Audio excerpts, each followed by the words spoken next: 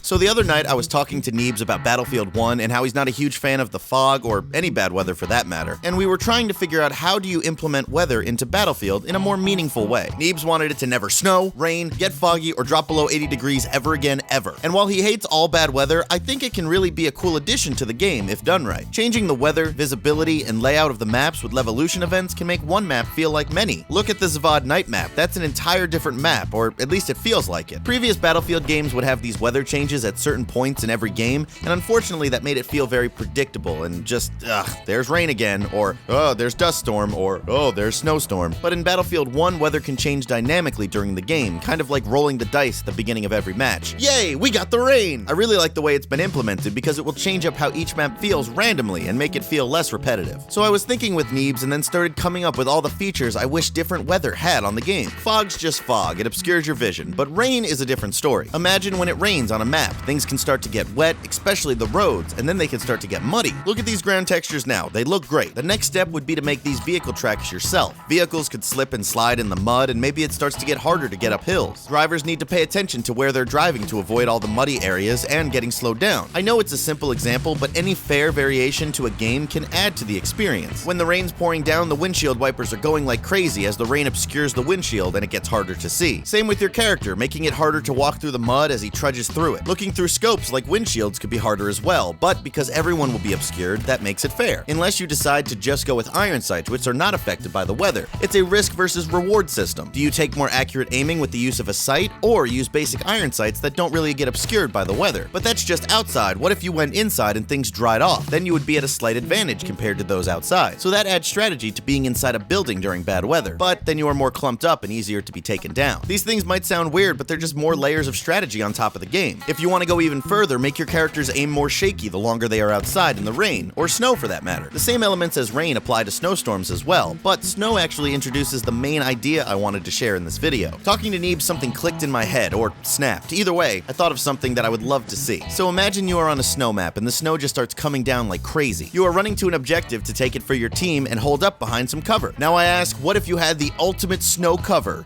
More snow. What if when you don't move in the snowstorm, snow starts to build up on your character, allowing you to blend in more easily? Oh great, Anthony, just what we need, more campers. But wait, we would have to make it fair. The person laying down blends in more, but just like the rain, their vision is obscured. Even more so now that it's snow building up on top of you. Plus, laying down in the snow can make your aim shakier because it's a lot colder, and getting up off the ground should take a lot longer than usual, so it's a fair trade-off for technically camping. And camping might be annoying, but I don't really see anything wrong with it when you're defending an area. So maybe these features won't work in the Battlefield series, I don't know, but I would love to see stuff like this in some kind of shooter. Technology-wise, we aren't really at the point of dynamic ground textures with fully simulated mud physics, but maybe in the future these features could add to the game's immersion. They can also add to engaging the player. Instead of just keeping an eye out for enemies, you have to watch out for mud, shake off the rain, shake off the snow, figure out where your cover is going to be, pay attention to the position of the indoor and outdoor areas. All of that could get complicated while just playing a match, but once players get used to these elements, it could provide a deeper experience than we've ever seen in Battlefield.